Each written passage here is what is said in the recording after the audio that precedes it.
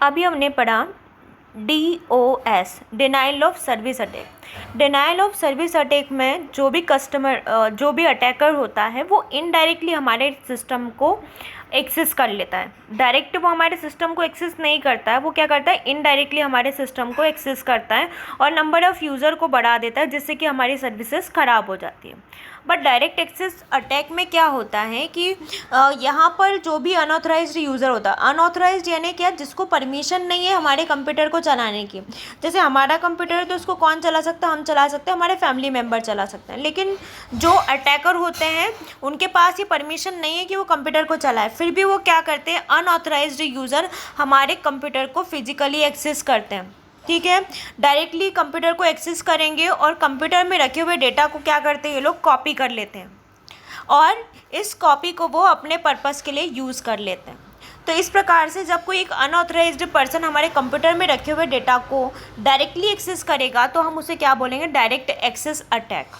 Direct access attack में ये physically हमारे कंप्यूटर, फिजिकली मतलब हमारे कंप्यूटर को हाथ लगाएंगे, हमारे कंप्यूटर के सॉफ्टवेयर हार्डवेयर सारी चीज़ों को यूज़ करते हैं और कंप्यूटर में उनके मैलिशियस को खुद वो डाउनलोड करेंगे, इंस्टॉल करेंगे और हमारे डेटा को यूज़ करते हैं। तो हम जब ये डायरेक्टली ऐसा काम करते हैं तो उसे हम क्या कहते हैं, डायरेक्ट एक्सेस अटैक।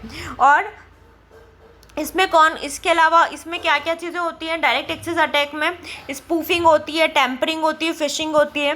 तो ये जो हम सारी चीज़ें पढ़ रहे हैं बेसिकली, ये सब क्या है, कंप्यूटर पे होने वाले अटैक हैं। कंप्यूटर पे किस तरीके से अटैक होता है तो हम इसको पढ़ रहे हैं कि कंप्यूटर पे किस किस तरीके से अटैक होता है। पहले हमने पढ़ा कि कंप्यूटर सिक्योरिटी क्या होती है, कंप्यूटर को अटैकर से बचाने की प्रोसेस होती है। कंप्यूटर पर अटैक कैसे होता है, तो कंप्यूटर पर अटैक बैकडोर्स के माध्यम से होता है। कंप्यूटर पर attack denial of service attack से होता है। कंप्यूटर पर अटैक डायरेक्ट एक्सेस भी करके कोई कर सकता है। इसके अलावा स्पूफिंग से भी कोई हमारे कंप्यूटर पर अटैक कर सकता है, टेम्परिंग से भी कर सकता है, फिशिंग से भी कर सकता है।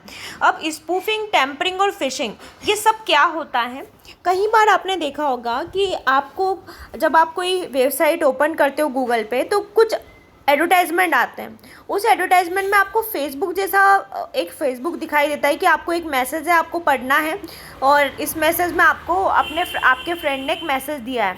तो इस तरीके से हम सोचते हैं हमारा तो फेसबुक ओपन नहीं है, लेकिन फिर भी कोई मैसेज हम उसे पढ़ लेते हैं। तो जैसे ही हम उस मैसेज पे क्लिक करते हैं तो हमारे जो भी आईडी और पासवर्ड है वो उस मैसेज के माध्यम से, मतलब जैसे ही हमने उस पर टच किया तो हमारे आईडी और पासवर्ड हमारी गूगल क्रोम से कॉपी होके कहाँ चले आते हैं, उस हैकर के पास चले आते हैं। तो स्पूफिंग एक ऐसी प्रोसेस होती है जिसमें कि आपको कोई और वेबसाइट होती है जो कि बिल्कुल दूसरी वेबसाइट जैसे दिखती है।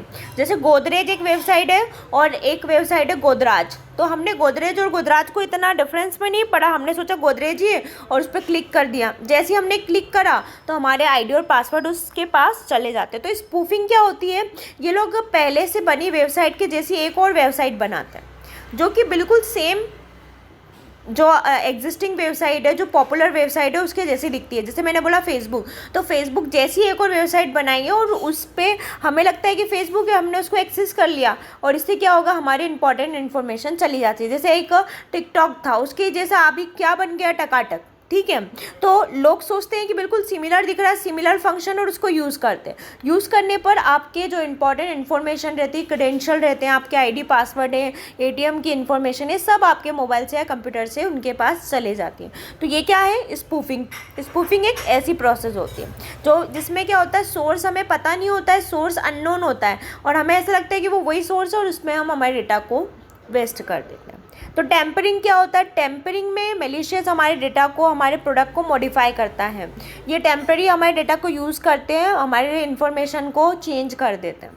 फिर फिशिंग क्या होता है, फिशिंग में आपके पास जैसे कि अभी मेल आते हैं ना, आप लोग मेल तो आप सभी समझ गए होंगे, एग्ज़ाम के लिए आप सभी ने मेल किया है ना, अपनी कॉपियों को मेल किया तो समझ गए कि मेल क्या होता है। तो मेल जब आपके पास आता है तो कभी आप जिस व्यक्ति को जानते ही नहीं, जिस वेबसाइट को जानते भी नहीं है, वहाँ से मेल आता है आपके पास और आपको लगता है कि पता नहीं क्या होगा मेल में, मैं देख लेती हूँ। आप उस मेल को ओपन करते हैं और जैसे ही आप मेल को ओपन करते हो वो कुछ आपको डाउनलोड करने को बोलता है या ओपन करने को बोलता है।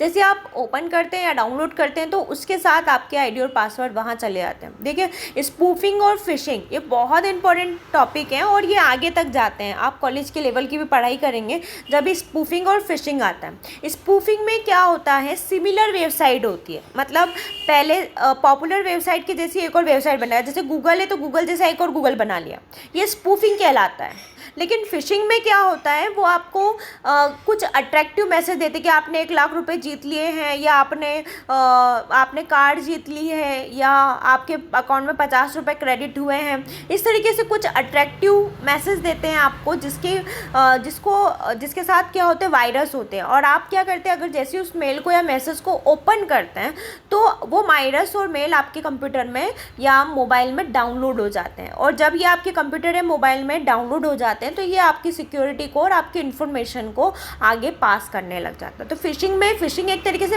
ये दोनों ही बेवकूफ़ बनाने के तरीके हैं। आपको बेवकूफ़ बना रहे, एक तो सिमिलर वेबसाइट देकर आपने केयरफुली पढ़ा नहीं कि ये वेबसाइट वही है, या देख के भी समझे नहीं कि वही वेबसाइट, और आपने क्लिक कर दिया। तो स्पूफिंग में इस तरीके से आपने क्या करा, उस वेबसाइट को यूज़ कर लिया और अपने इन्फॉर्मेशन वहाँ पे दे दी।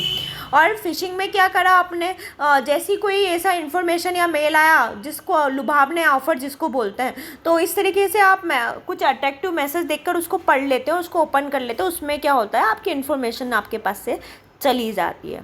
तो ये था फिशिंग, है ना। आपने समझ लिया कि किस तरीके से हमारे कंप्यूटर में या हमारे मोबाइल पे अटैक होते हैं। तो मोबाइल पे इस तरीके से अटैक होते हैं जिसको हम खुद नहीं समझ पाते हैं, इसलिए बोलते हैं कि आप मोबाइल और कंप्यूटर को या एटीएम को या जितनी भी ऑनलाइन चीज़ों पे आप यूज़ करते हैं तो उनको केयरफुली पढ़ें और उसके बाद ही उनको समझने के बाद ही उस पर क्लिक करें, ठीक है।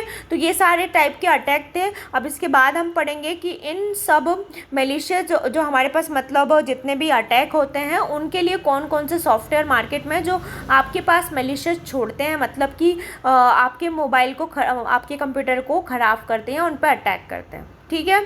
अटैक कैसे करते हैं ये पढ़ा है। अब अटैक करने वाले सॉफ्टवेयर को हम पढ़ेंगे कि उन सॉफ्टवेयर को हम क्या बोलते हैं, या उस वायरस को, मतलब उस सॉफ्टवेयर को हम क्या बोलते हैं, ठीक है। Thank you.